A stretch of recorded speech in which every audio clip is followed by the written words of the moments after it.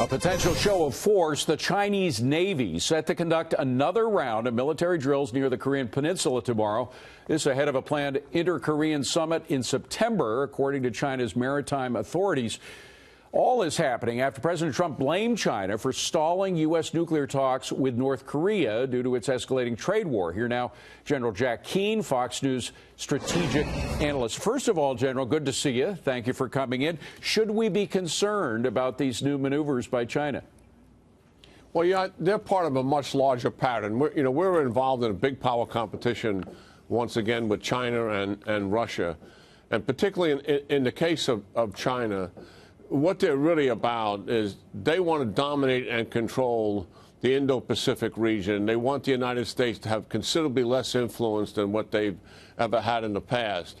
And they are conducting the most advanced military buildup of any country in the world today, to include the defense buildup that the Trump administration is conducting inside the United States. What China is doing is really staggering.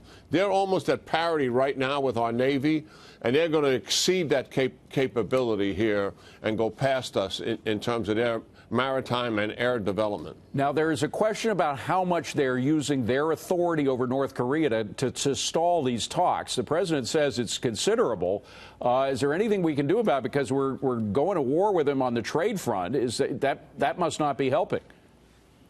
Yeah, I think, well, first of all, certainly, as we've said many times, North Korea is in the orbit of China.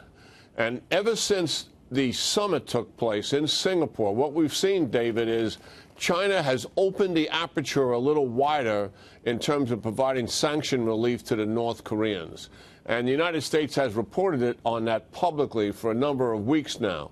To get China to shut that door is what I think President Trump is trying to do, through some public coercion here. But I know his team is likely preparing some tough sanctions on China if they don't do that, because we're on a collision course with them.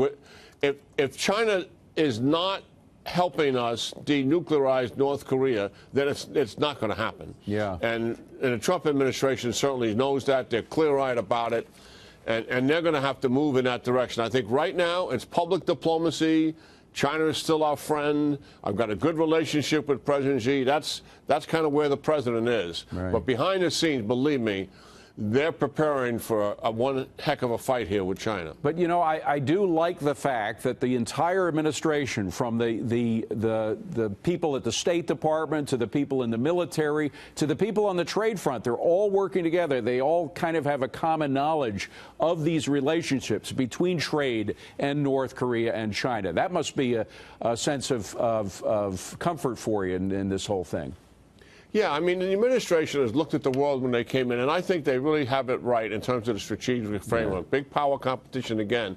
And, they dusted off this theory, it didn't work, that somehow if we got closer to China in terms of international markets and put business development in there from the United States, that somehow China would not only move towards capitalism, but they would seek political reform. That did not happen. That is a failure. It didn't work out. We've heard that for decades, and unfortunately it didn't work out. Let me just switch, if I can, to Senator McCain as we honor his memory. He had a lot of differences, obviously, with President Trump, but the one thing that they had no difference about was the need to reorganize and strengthen our military, which has fallen behind tremendously over the past decade. They were really united on that front, weren't they? Oh, yeah, absolutely. I mean, I think they were united on most things. It's just they had different methods and ways to go about it. And clearly, even before President Trump initiated his first budget request, which was actually Obama's budget, it was FY17, what John McCain and the Senate Armed Services Committee did, they bumped that request up by $40 to $50 billion and said to the administration, that is not enough.